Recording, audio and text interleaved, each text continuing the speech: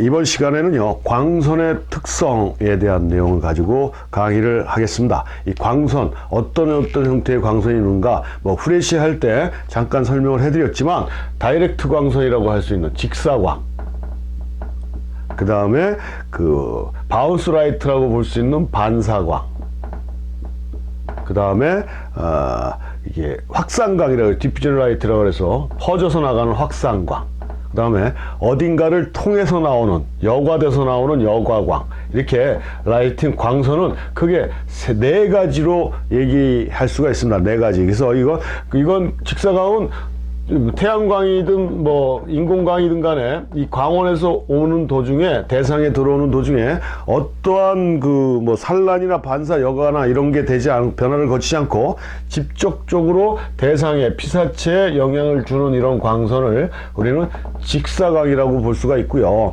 후레쉬로 얘기하면 다이렉트 광선이라고 이렇게 볼 수가 있습니다. 그래서 후레쉬 할 때도 얘기했지만 콘트라스트가 강해질 수가 있고, 그 다음에 경직된 영상을 만들어낼 수가 있고, 부드러운 느낌이 없는 그런 딱딱한 형태의 분위기를 만들어낼 수 있는 게 이게 직사광이다 라고 보시면 정답이고요. 정확한 색을 표현한다든가, 우리가 사진 찍을 때 사진의 용도가 여러 가지가 있지 않습니까? 자료 목적의 사진도 있고, 내면을 표현하는 것도 있고. 그러니까 사진이라는 건 우리가 쉽게 얘기하는 예술만 하는 그런 작업이 아니라 다양한 용도, 다양한 목적으로 사용이 되는데, 어떤 용도, 목적으로 사용하느냐에 따라서 특히 정확한 컬러를 요하는 그런 사진에서는 직사광이 훨씬 더 다른 광선에 비해서 효과적이다, 이렇게 볼 수가 있고, 샤프하고 사실적인 표현을 원할 때, 이럴 때 직사광이 필요한 거고요. 그러니까 기록사진이나 건축물 사진 같은 이런 실질적으로 갖고 있는, 대상이 갖고 있는 성격을 그대로 묘사하고자 할 때는 직사광이 가장 효과적인 광선이다 라고 이렇게 보시면 돼요. 요게 이제 직사광이고요. 그 다음에 이제 반사광은 주 광원으로부터 오는 도중에 반사물체에 반사돼서 이게 들어오는 이런 한방향성을 가진 이런 확산광의 일종이지만, 요걸 우리가 반사광이라고 그래요. 반사광. 그러니까 우리가 후레쉬 할 때 바운스 라이트라고 얘기했지 않습니까? 벽이나 천장이나 아니면 특정한 그런 액세서리를 이용해서 한번 빛을 꺾어서 보내줘서 좀 더 직사광보다는 부드러운 느낌, 그 다음에 전체적으로 화사한 느낌으로 갈 수 있게 만들어주는 게 이 반사광이다. 그래서 직사광보다는 콘트라스트가 좀 떨어지겠죠, 당연히. 그 다음에 방향성도 어느 정도만 갖고 있지, 가장자리가 상당히 부드럽고 옅은 그림자, 이렇게 만들어내죠. 직사광은 아주 강한 그림자지만 반사광은 옅은 그림자를 나타내고요. 색온도는 바운스 라이트 할 때도 말씀드렸잖아요. 벽면의 색깔을 안고 들어간다라고 그랬어요. 안고 들어가기 때문에 반사 물체의 컬러에 컬러가 영향을 받는다라는 특징을 갖고 있어요. 이 반사되는 건 굉장히 많습니다. 우리가 꽃이 화려하게 펴 있는데 꽃밭에 들어간 사진들 많이들 찍잖아요. 그럼 쉽게 빨간 장비가 빨간 튤립이 있는데 들어가갖고 자기 얼굴을 뒤밀고 기념사진 하나 찍는다 그러면 낮술 먹은 사람처럼 빨갛게 나오는 게 색반사가 일어나는 거거든요.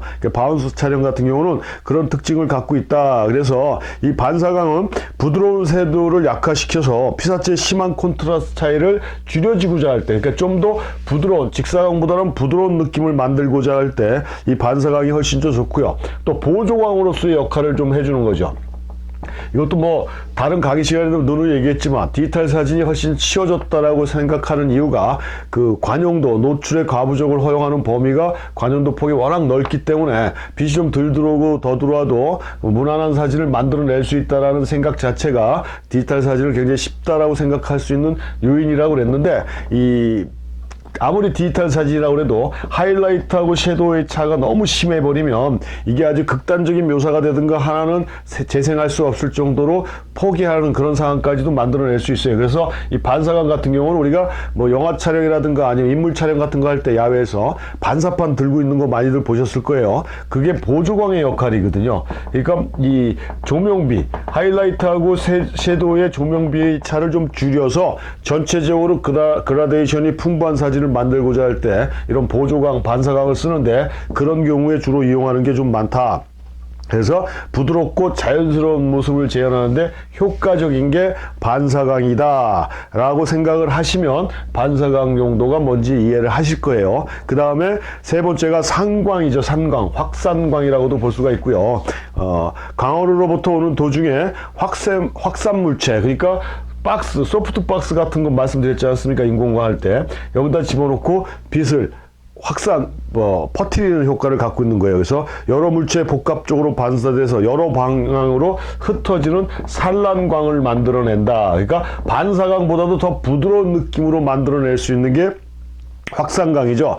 반사광보다도 콘트라스트가 약하고 방향성은 없어요. 왜? 여러 군데로 빛이 퍼져버리니까. 그래서 섀도우가 거의 발생하지를 않죠. 그러니까 그림자 없이 산뜻한 느낌으로 표현하고자 할 때는 이게 확산광이 좀 더 효과적이라고 볼 수가 있고, 하이라이트는 아주 약하게 발생한다. 그러니까 전체적으로 부드러운 느낌, 소프트한 느낌으로 표현이 가능한 게 확산광, 산광이다 라고 보시면 돼요. 그래서 색온도는 광원의 색온도와 반드시 일치하지는 않지만 그래도 확산 물체에서 오는, 그러니까 대부분 소프트 박스를 기준으로 하기 때문에 다른 컬러의 영향은 받지 않습니다. 그래서 하여튼 이런 게 훨씬 더 부드러운, 직사광보다는 반사광, 반사광보다는 확산광, 산광이 훨씬 더 부드러운 광선이다 이렇게 보시면 되고, 마지막으로 여과광이라는 게 있는데 이건 뭐냐, 피사체의 모든 부분을 설명적으로 표현하면서 다이렉트 광에 의한 할레이션 발생이나 조명 기제가 피사체에 반영돼서는 안 되는 경우에 사용해야 한다.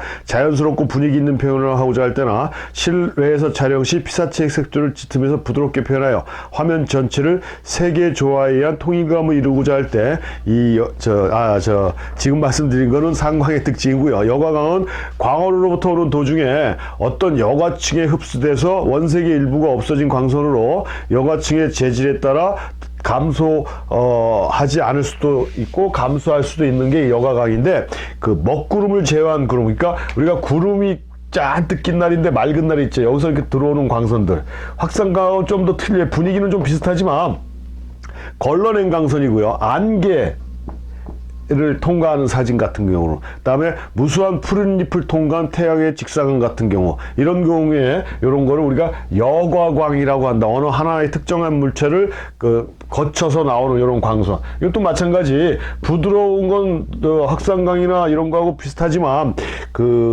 컬러에, 그러니까 색깔에 상당한, 특히 나무 숲속에서 들어오는 그런 광선들 같은 경우는 필터의 컬러에 많은 영향을 줄 수 있다라고 이렇게 볼 수가 있어요. 그래서 일반적으로 우리가 촬영하는 광선에는 네 가지로 직사광, 반사광, 산광, 여과광, 그러니까 어떤 광원으로 우리가 촬영을 하느냐에 따라 사진에 나타나는 이미지는 상당히 많이 변할 수가 있다는 얘기예요. 그러니까 다시 말하면 컨트라스트가 강한, 좀 강렬한 느낌의 이미지다 그러면 직사광이 훨씬 강렬하다라는 얘기죠. 근데 부드럽게 표현해야 이미지나 메시지가 전달될 수 있는 사진들을 직사광을 쓰면 안 된다는 얘기예요. 그러니까 이런 것들을 참고해서 어떤 식으로 내가 광원을 사용해야 되는 건지도 잘 생각을 해보셔야 된다는 얘기입니다. 이게 광선의 특성이라고 말씀드릴 수가 있겠습니다.